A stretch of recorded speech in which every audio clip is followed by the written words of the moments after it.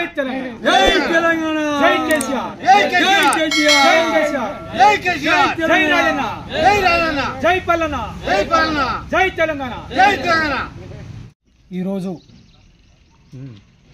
పత్రికా సమావేశానికి విచ్చేసినటువంటి బీఆర్ఎస్ కుటుంబ సభ్యులకు, రైతులకు మరియు పత్రికా విలేకరులకు హృదయపూర్వకమైన నమస్కారం తెలియజేస్తూ, నిన్నటి రోజున కాంగ్రెస్ పార్టీ నాయకులు ఏదో వ్యక్తిగత దూషణలు మేము చేసినట్టు మళ్ళీ మా మీద కూడా మానవ బాంబులో వస్తాం, పెట్రోల్ పోసుకొని వస్తాం, పెట్రోల్ పట్టుకొని వస్తాం అని చేస్తూ అలజడి సృష్టిస్తున్నారు. అయినా కూడా మేము భయపడం. మీరు చేసినటువంటి మాటలే మీకు తప్పుదారి తీస్తున్నాయి, మీరు మాట్లాడేటువంటి మాటలే మీకు అణిచివేస్తున్నాయి. అది గుర్తుంచుకోండి.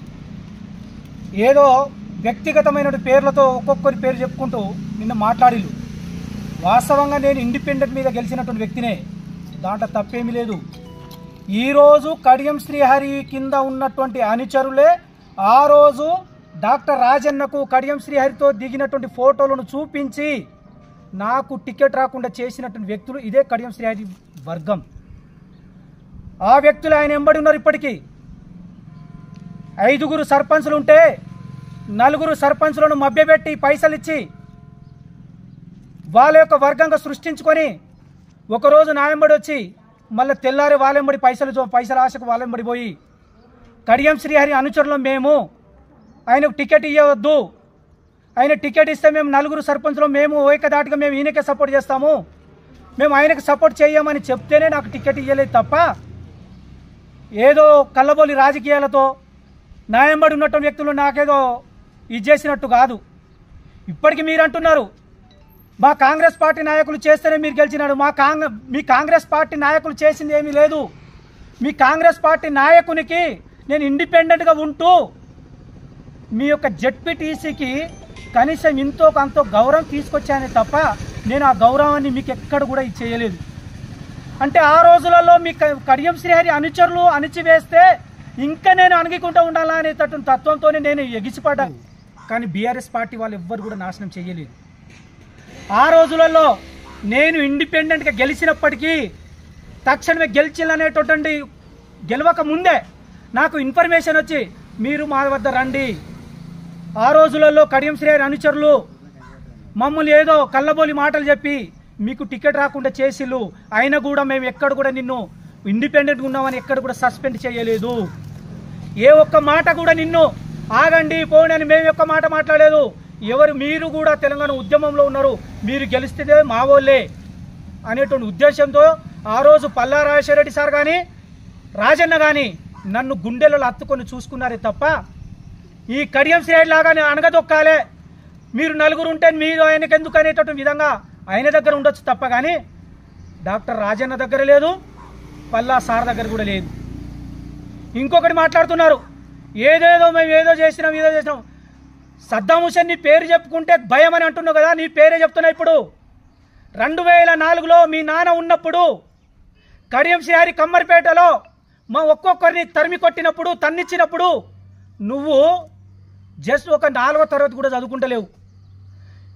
ఆ రోజులలో విజయరామరావు 2004లో గెలిచినప్పుడు మీ ఇంటి దగ్గరలో వచ్చి మేము సంబరాలు చేసుకుంటే ఆ సంబరాలలో కుంకుమ పూసుకొని నిన్ను ఎత్తుకొని తిరిగామే కానీ ఆ రోజులలో నువ్వు చేసింది ఏమీ లేదు. ఆ రోజులో కాంగ్రెస్ పార్టీని మీ నాన్న లేడు, నువ్వు కూడా లేవు. ఏదో నీ మీద అబద్ధాలు వస్తున్నాయి, ఇది చేస్తున్నాయని చెప్పి ఆ రోజులలో అధికారం కాంగ్రెస్కు ఉందని చెప్పి ఆ రోజులు ఏదో మీరు కాంగ్రెస్ పార్టీలో పోయి ఏదో ఒక నాయకుని దగ్గర నువ్వు ఉన్నప్పుడు ఆ నాయకుడు కాపాడుకుంటాడనేటువంటి ఉద్దేశం ఉన్నప్పుడు నువ్వు ఆయన దగ్గర పనిచేసినావు.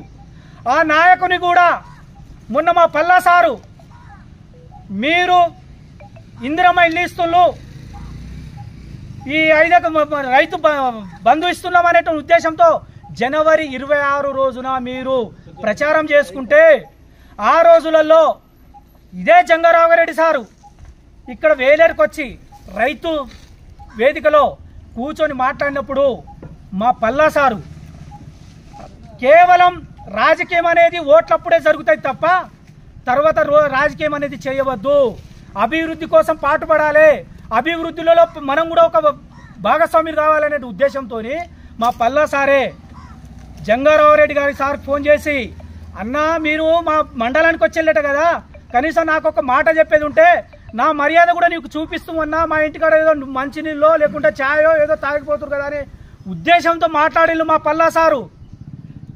కానీ మీరేదో మా రాజకీయ నాయకునికి మేము చేస్తున్నాం, మేము ఏదో మన నెస్ట చేసినట్టు, మీకేదో మేము ఏం చేసినట్టు మాట్లాడుతున్నాం. మీరు ఏదైనా కూడా రాజకీయం చేసేది ఎన్నికలప్పుడే చేస్తారు మా సారు కానీ మా రాజన్న కానీ.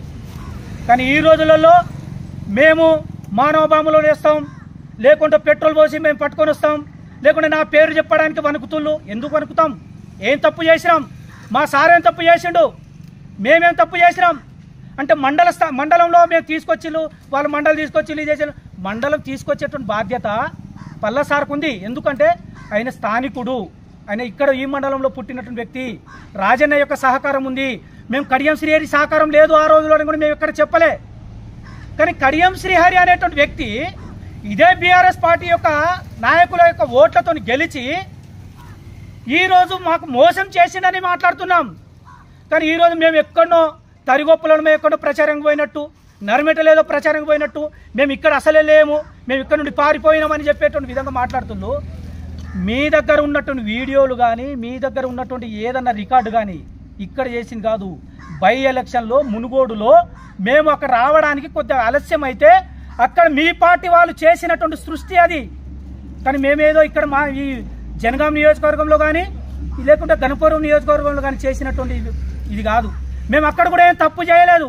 మేము అక్కడ నుండి 5 గంటలు అయింది, అక్కడ మేము రావడానికి కొద్దిగా ఆలస్యం అయింది. అక్కడ మేము రావాలంటే కొద్దిగా ఇబ్బంది అయింది కాబట్టి ఉద్దేశంతో మేము అక్కడ పడుకున్నాం. దాన్ని ఎవరో వీడియో తీసి ఇది చేసినంత మాత్రం మేమేమో ఈ భారతదేశాన్ని మేమేదో ద్రోహం చేసినట్టు కాదు, తెలంగాణకు ఇంకా ద్రోహం చేసినట్టు కాదు.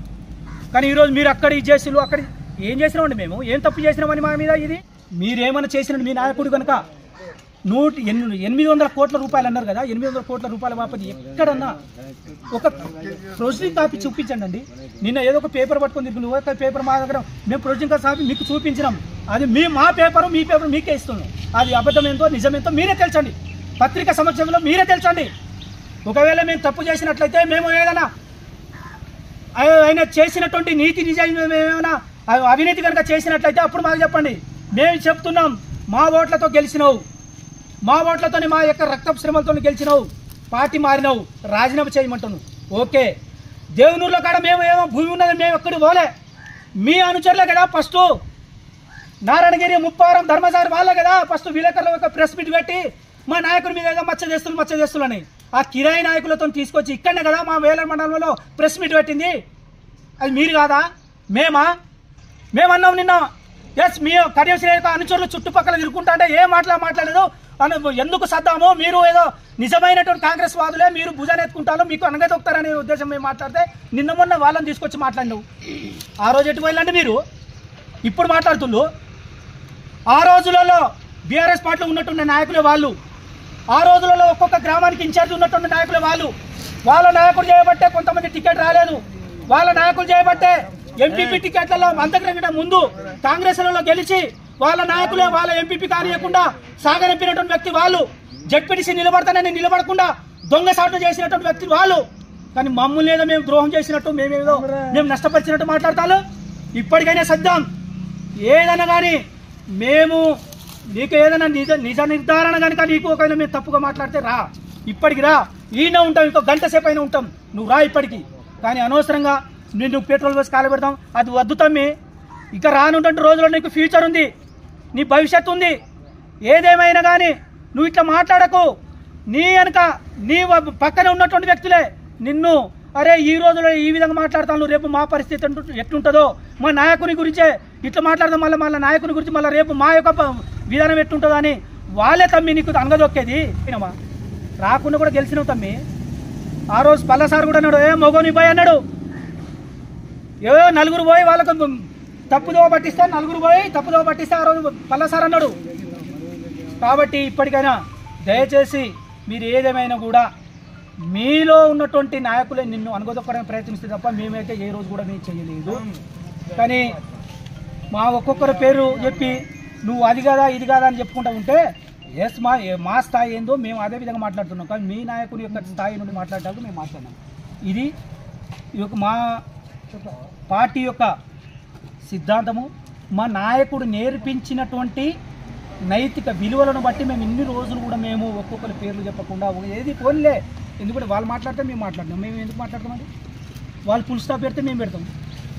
అంటే మా పల్లసారి ఇంత డెవలప్ చేసిన తర్వాత కూడా నువ్వు పల్లసారిని ఎట్లా పడితే అట్లా మాట్లాడితే మేము ఎట్లా ఊరుకుంటామండి? మండలి తెలియదు కదా, ఏం చేసినావు? అవును ఆ రోజుల్లో మరి అది ఏది మరి చూపించు. జీవోలు లేదు, నువ్వు ఆపించింది లేదు, ఏం లేదు. అక్కడ సిద్ధాకుంటలు కడతామన్నారు, లేకుంటే ఇక్కడ మనం మధ్యలో వాగలు కడతామన్నాం. అది చూపించాలి కదా. ఎక్కడ గవర్నమెంట్ ప్లేస్ చూపిస్తే గవర్నమెంట్ కట్టిస్తుంది ఆ రోజులలో, కానీ మేము కట్టిద్దాం. ఇప్పుడు నువ్వు కట్టి, నీకు అవకాశం ఉంది కదా. నీ అవకాశం లేకుంటే మాట్లాడే మాటలు, నీ అవకాశం ఉంది కాబట్టి నువ్వు కట్టించి మాట్లాడు ఆ మాట. కాబట్టి ఇంకా ఏదో వచ్చిరాని మాటలు మాట్లాడితే బాగుండదు. మీరు ఏం చేసిల్లో, ఎక్కడ పోయి ధర్నా చేసిల్లో, ఎవరెవరు ఏడిచిల్లో, ఎవరెవరితో మా చెప్పులతో మేము కొట్టుకోవాలని ఏ రోజు మీరేం మాట మాట్లాడిలో అన్నీ కూడా తెలుసు.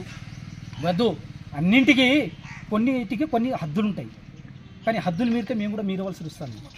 మీరు ఆ రోజులలో పెట్రోల్ పోతామనే టాలకి మేము ఈ విధంగా ఇదవుతున్నాం. ఎందుకంటే మాకు ఏంటంటే మేమేమన్నా దొంగతనం చేసినామా, దేశద్రోహం చేసినామా? పెట్రోల్ పోసి కాలబెట్ట ఇట్లా మాట్లాడటాక మీకు కడియం శ్రీ అంచర్లో నీకు రౌడీ షీటర్ పెట్టించు. కాబట్టి ఇప్పటికైనా కాంగ్రెస్ నాయకులారా, ఇప్పటికీ మనం ఏదో అన్నదమ్ములక కలిసిమెలిసి ఉన్నటువంటి వ్యక్తులమే, కానీ మీరేదో మాట్లాడితే మీరు లేకుంటే పల్లసారిని చెప్పినా ఏదో ఎవరిని చెప్పినా కూడా ఎవరేం ఇది కాదు, వాళ్ళని చెప్పేట స్థాయి అనేది కాదు. కానీ మీరు చెప్తే మేము చెప్పక తప్పని. కాబట్టి ఇప్పటికైనా మీరు నోరు మూసుకొని చక్కగా ఇంట్లో కూర్చుంటే కూడా మీకు బాగుంటుంది, మీకు రేపు భవిష్యత్తు ఉంటుంది. ఇంకా 3 సంవత్సరాల యొక్క కాలం మీద ఉంది. ఈ 3 సంవత్సరాల కాలంలో మీరేం పని చేస్తారో చూపించండి. మీరు 3 సంవత్సరాల్లో ఏం అభివృద్ధి చేస్తారో చూపించండి. అభివృద్ధికి మేమేమైనా ఆటంకం వస్తే అప్పుడు మమ్మల్ని నిలదీయండి, గల్లబట్టి అడగండి. కానీ మేము అభివృద్ధికి మీతో పాటు మేము సహకరిస్తాము. ఇది మా యొక్క బీఆర్ఎస్ పార్టీ యొక్క నాయకుల యొక్క సిద్ధాంతము. మా నాయకులు మాకు నేర్పించినటువంటి పద్ధతి. జై తెలంగాణ.